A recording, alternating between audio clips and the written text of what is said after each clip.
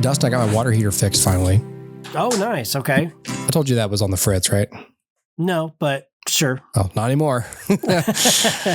Nice. The thing, I have a tankless water heater and installed it 4.5 years. I had it installed. I didn't do it.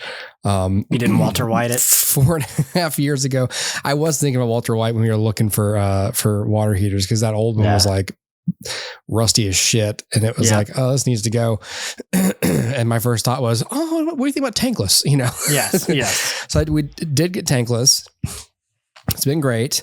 And I think it was maybe a year or two ago. I don't know. But I remember maybe it was last fall. I don't know.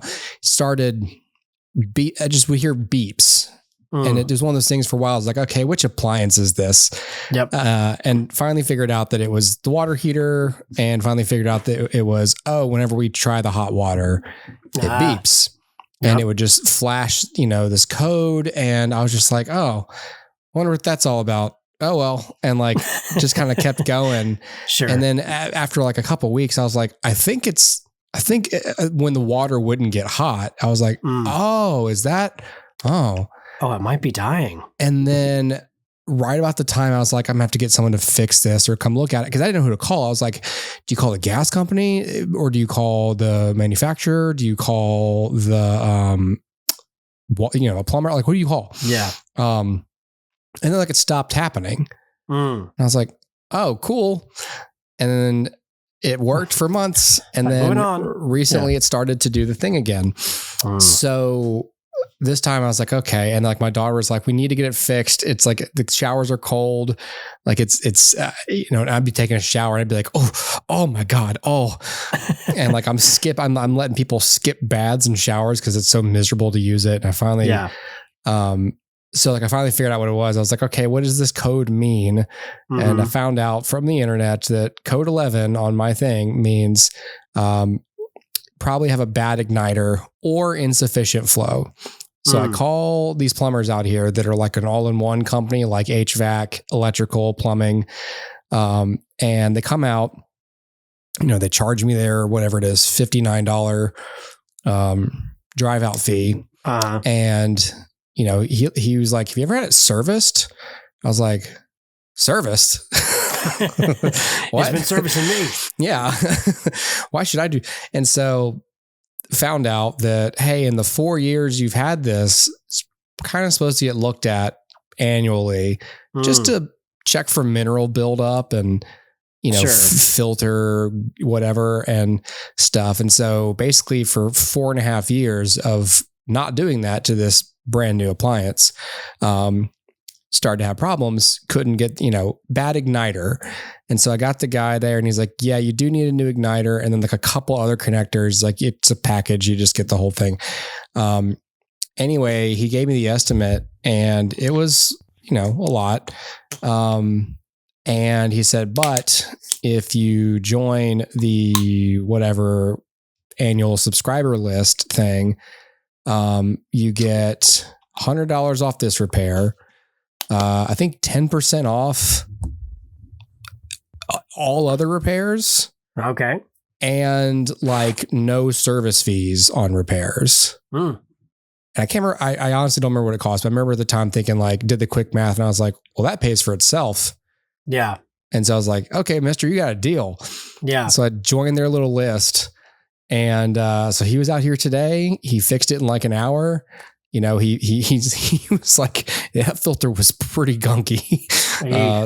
So it pretty much service your appliances as often. It's like a car, man. Get the recommended service, change the oil, because if you don't, you'll save money for like a year, and then lots of money break. Comes out at once. Right. And the first thing they're going to ask you is, did you get the recommended maintenance on this? And if you say, no, I did not, they're going to be like, oh, well, cool. Well, there's your problem. Yeah. You're welcome. Here's a brand new part. Yes. That costs hundreds of dollars and all the service. And you should probably come get more service. And so, anyway. Yeah. So I paid it. And, of course, like between when he came out, like 10 days ago and this scheduled day, it's been working perfectly. Like it didn't break once. And I was like, of course it didn't. So if you're superstitious, just call your plumber every 10 days. Yeah. Yeah. But I can see that being like a my name is Earl bit. Like, oh no, we never actually get the thing fixed. We just call the repairman and it works. And we repeat that every 2 weeks or something. Right. Yeah. So anyway, I was one of those things. He was like, you want to join the subscriber list? I was like, no, I don't. Well, tell me about it. Why? Mm-hmm. He was like, well, and he laid it out for me. And I was like, it would be cool because I do need people to look at electrical stuff. And I called y'all last time. So you're already on the list there. I guess you could start taking care of the HVAC and obviously plumbing. And so I was just like, you know what? Okay. You've sold me. You've sold me on the convenience of throwing in my lot with you guys. Sure. So I'm a proud member of the whatever Hanson squad or is that what it's called? I don't know. Their name is Hanson Supertex. Okay. Not a sponsor. Shout out. Yeah. Yeah. Shout out. Wow. I kind of would like to say I'm just a member of Hanson. Mbop. Mbop. The Mbop Club. Mbop. That's the slogan. Mop.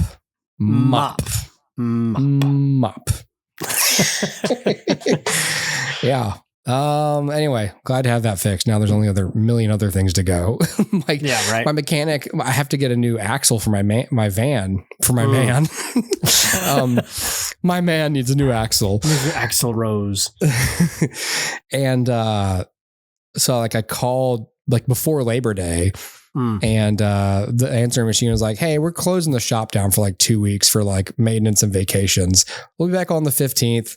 And this place always has like a super long list. Like they're always booked like 2 weeks out. Yeah. So if it's like something urgent, I have to go to like a Jiffy Lube. For this, I was like, oh, for God's sake. So like I had to put it on my calendar, like call them today, get it set up. So like next Friday, I'm going to get a new axle on my car and finally it can stop doing things it does with a bad axle. What's it doing? It just...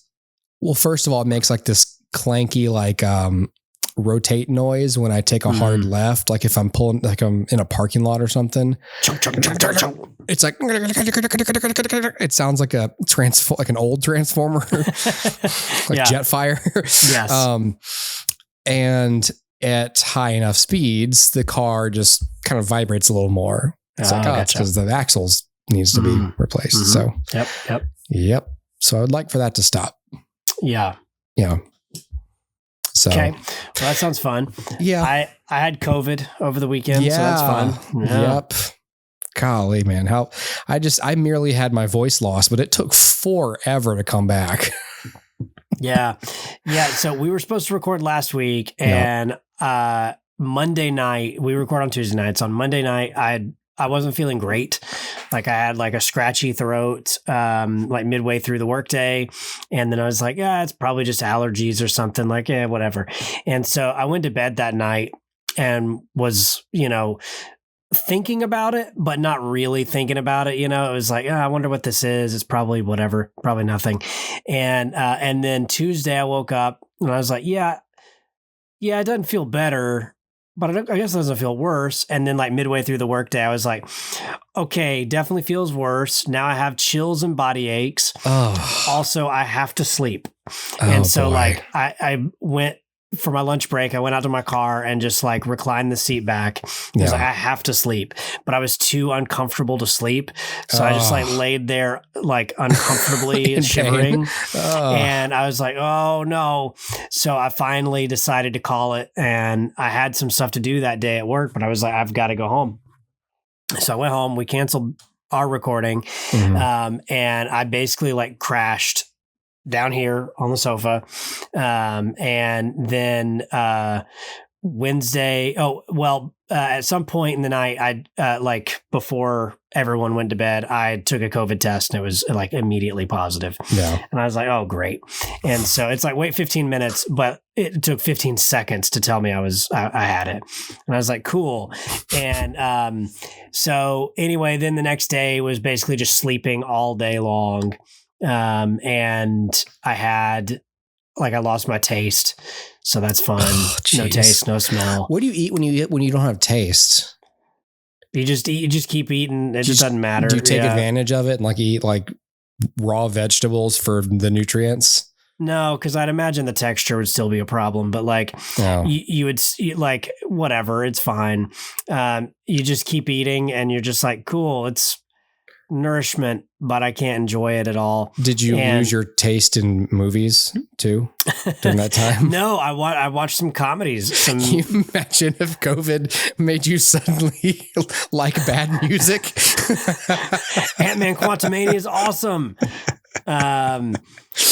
Yeah, no, I had it was just awful. And then, I've been recovering and sleeping, listening to a lot of Jonas Brothers. You know, it's really great. Demi Lovato. Cheetah Girls. I've just been like chilling. And, so like I guess Wednesday and Thursday was like chilling, just being sleepy and sleepful all day. And then I stayed down here so as to not get the rest of the family sick. And then on Friday, I went back upstairs with a mask and like, hung out and did dad stuff.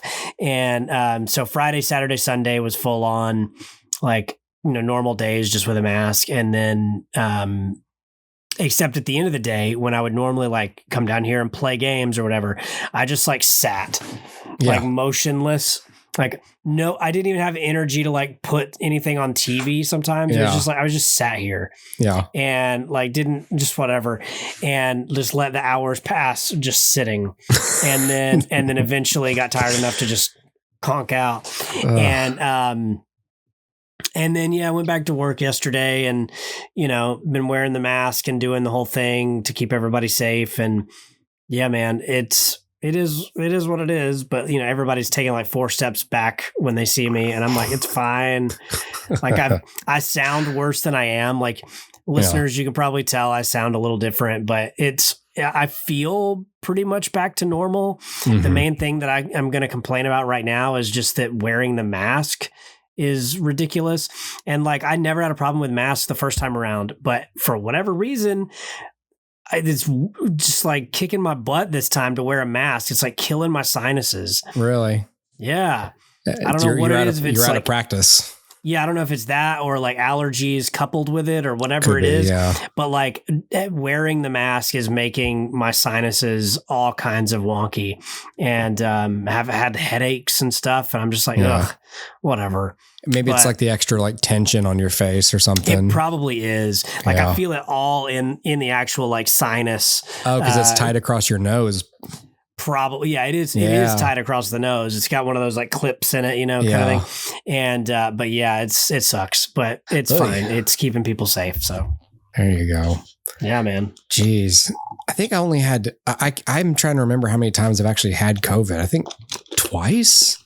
This is my second time. Yeah. Well, either once or, I definitely had it once, but I'm trying to remember if there was a time before that. But I remember like the first time I got it, it was like 4 years it was like last fall. Yeah. I got it 2023 was the first time I got it. Yeah. And then again this year. Yeah.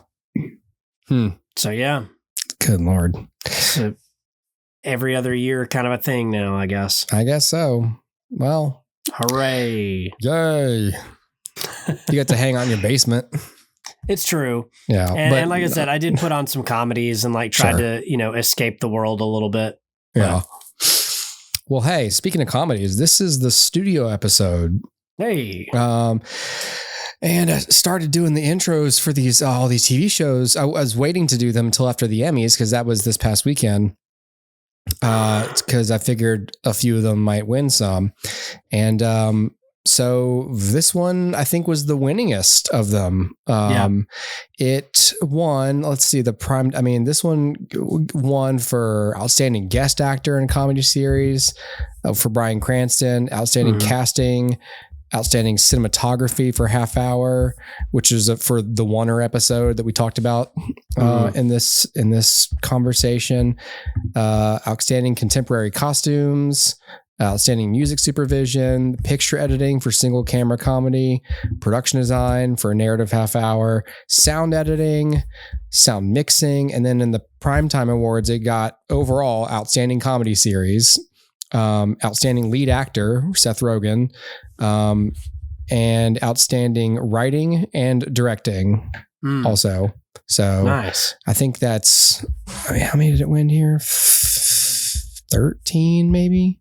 Nice. It went on, 13 Emmys, breaking the record for most wins for a comedy series in a single season.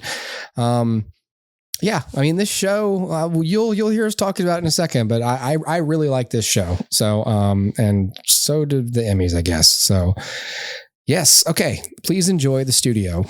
Yay. I am so excited about watching this trailer. This is going to be perfect. Can we dim the lights? I got a meeting after this. Being the head of Continental is the only job I've ever wanted. Yeah, I'm honored, obviously, to be one of the people that gets to choose, which movies get made and which ones don't. That's huge. And I got into all this because, I love movies, but now I have this fear that my job is to ruin them. The job is a meat grinder. Prestige films and box office hits, those are not mutually exclusive. We can do both and we will do both. Matt, I get it. You want to make great art and make $1 billion doing it. Well, guess what? That never happens, and you're going to screw everything up trying to make it happen. If it was up to me, we'd be focusing on making the next Rosemary's Baby or Annie Hall or some great film that wasn't directed by a pervert. Turns out perverts make great movies. They really do. Well, I low, okay? There's zero margin for error on this shot. Action, please. Greta, I actually want to talk to you about awards season. Just make sure to keep your winter clear. We have Okay, Matt.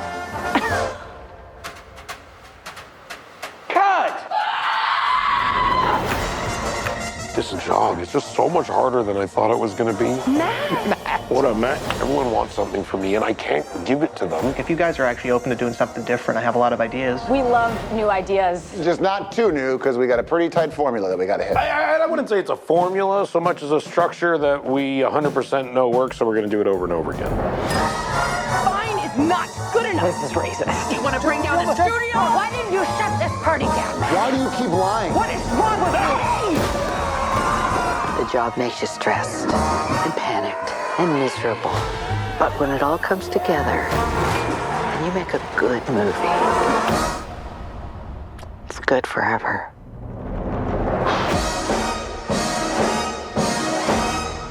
Well, you're going to get us all fired. This just came out earlier this year in the spring on Apple TV Plus. So it's this new...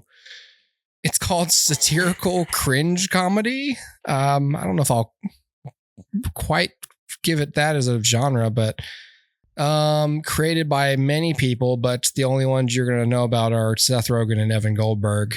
But it's a show about the film industry. It's about studio filmmaking. Seth Rogen plays the head of a film studio and actually cares about making good movies and is, trying to balance that with his obligations to making money for the studio, which is, for me at least, like an inherently fun premise because the whole show has to be a commentary about that. And for it to be that, it has to speak very frankly and honestly about both kinds of films. And I feel like the series actually does that.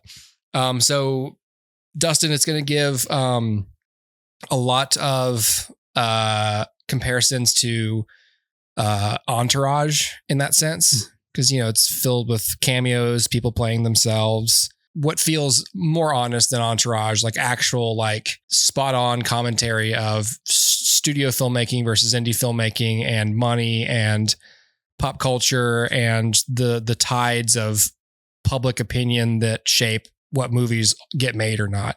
Like the very first episode is he has to make this movie based on Kool-Aid as a property. And so he's trying to figure out like, how do we make it like artistic? I guess we'll just settle and do this. Oh, but Martin Scorsese wants to meet with you. He wants to make a movie about Jonestown. And he's like, so Martin Scorsese's playing himself and Seth Rogen's like, Jonestown, that's the one where everyone drank Kool-Aid, right? And he's like, well, yeah, they did. And he's like, so you could kind of say that it is a Kool-Aid movie. And so there's like a whole part of the episode where he's trying to like twist it into that. And so it's one of those shows where things are happening and then there is conflict. And so the stakes get raised like in every scene. Each time you're like, Jesus Christ, how are they going to land the plane on this? And, sometimes it just falls apart and it's cringe. And sometimes they kind of get away with it. All of that is kind of enhanced by the filmmaking, which is a lot of long takes. Mm-hmm. There's a whole episode that is a single take in and of itself. The episode is even about long takes. Like they're on the set of a Sarah Polley movie and they're trying to nail this oneer, and the whole episode itself is a oneer at like golden hour and everything. It's crazy. Wow. Yeah. So like I really like the show, and obviously it's going to be much better if you know anything about making movies or if you're interested in, studio art dynamics. But I think it's still great for a general audience. It's just it's gonna resonate with you more if you're part of that niche, And if you're cynical about it a bit. Yeah, exactly. But I think the filmmaking is off the charts good. Like I think that if you watched it, if you appreciate execution, this is definitely a must see. I think a lot of good performances. I mean, like it's hard to act and to do comedy. This is all about timing. So it's a very meticulously timed show in that sense, like for blocking and jokes to be that good. And with the absence of cuts to make it in the edit. This is Seth Rogen, like a guy who comes from the Judd Apatow school, which was notorious for just saying, we're going to roll in everything. We'll find it in the edit. And this is the opposite. It's like, it's a very meticulously scripted, very highly technical show that's trying to achieve comedy the way you would like on stage almost, because of the lack of editing safety nets. I like the studio. Sweet. Yeah. So I'll definitely watch more of it for sure. And when the next season comes out, this is one of those things where it's like, oh, I'll pay for Apple TV for this, Yeah. Like it joins the list of like, other show, like, most recently about Severance. It's like Severance comes out. Oh, okay. I'll get Apple. This comes out. I'll get Apple. So yeah. It's adding to their repertoire of pound for pound, best shows per capita, Yeah. Connor covered basically a lot of the things that I would say about it as well. But I guess I'll talk about the cast a little bit, because I actually think like if you're going to have, oneers and a lot of like really dynamically blocked stuff with a very, very active camera. Mm-hmm. The technical is very important, but also just the performances that you're capturing with something that technical is really important. And there's like a really good, strong sense of like people in the room when all this is going down. It's an ensemble cast, Dustin. Yeah. But that's totally scalable on an episode to episode basis, but also like within scenes of episodes too. So like the whole thing is that this studio, what is it called? Continental Studios. Seth has taken over like the head of the studio, and then his prior assistant was bumped up, and her, what is her name? Chase Sui Wonders. Yeah. Oh yeah. And then Ike Barinholtz plays Sal, kind of like his number two. Yeah. And then Catherine Hahn is kind of like the new like public engagement person, and so she dresses ridiculously and talks like she's got sailor mouth, and like I can't understand half the shit she says sometimes. And when they all like get in a room together, like it's really dynamic, and it's really like it's a lot to take in, but you can tell everybody's like really on their game. Yes. I absolutely would agree with that. Sal Saperstein is probably my favorite character in the show. Yes, sure. He's great. Ike Barinholtz is so good in this show. What I would say is like, this is like Curb Your Enthusiasm if Larry David wanted everybody to like him rather than wanting everybody to leave him alone. That's true. Yeah. His whole thing is he because he loves film so much, he tremendously craves the respect of these filmmakers that he's kind of in charge of. But now he's the man, like and so they'll never give it to him. They'll never give it to him. And so a lot of the comedy comes from him making decisions, trying to have his cake and eat it too. I'm going to make the studio money, but I'm going to maintain my credibility as a film forward, art first studio head. I'm not going to be like these other studio heads. Yeah. And so he and Sal are almost kind of best friends. Yeah. But they're competitive in a sense that like one episode revolves around Seth Rogen really wanting Zoe Kravitz to give him a personal thank you in her acceptance speech if she wins an Emmy. And so like the whole episode is just him basically doing everything he can before ultimately just begging her to do it. And it's so pathetic and disgusting. So pathetic, but it's framed by these like happenstance situations where Sal Saperstein, who's like a nobody, keeps coming up in people's like acceptance speeches or standing next to people who get awards and stuff. Somebody and like, wins who actually knows him and just ends up like thanking him because they slept on. He it was Adam Scott. Let him sleep on his couch as himself, and it became like a parody for everyone who won to thank Sal Saperstein, like as a joke. So he gets repeatedly shown on camera and waves. Like I think he does a shot like on a table with some other actor that he dances on a table. Yeah. And like meanwhile, Seth Rogen is like just wants someone to say his name because he told his mom that she could have the Emmys on and her friends or whatever at the retirement home would see it. It's so sad. I haven't seen the final episode, so I don't know if there was a big finale, but it's not really like it seems like the Kool-Aid thing is the overarching story, but they never dabble back into it. Yeah. There's no, I mean, strong like continuity. the overarching thing is just that it's just, we need to make movies. Something comes up in the penultimate episode in the last one. Dustin, the one episode I really want you to see so we can talk about it is the Ron Howard episode. Okay. I really want you to watch the Ron Howard That's episode. really good. Yeah.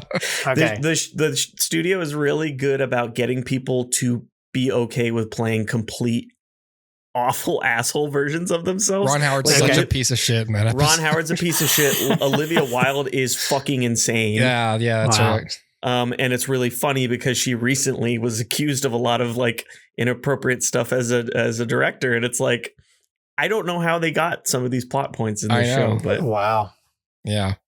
Zac Efron's pretty good. Y'all are not the only people to have recommended this to me, so I guess I'm gonna have to watch it. If you know how movies get made and you're super cynical about it, and you like a lot of these names that you're hearing, then I really think it's perfect for anyone who listens to this show. To be honest, to watch this. So.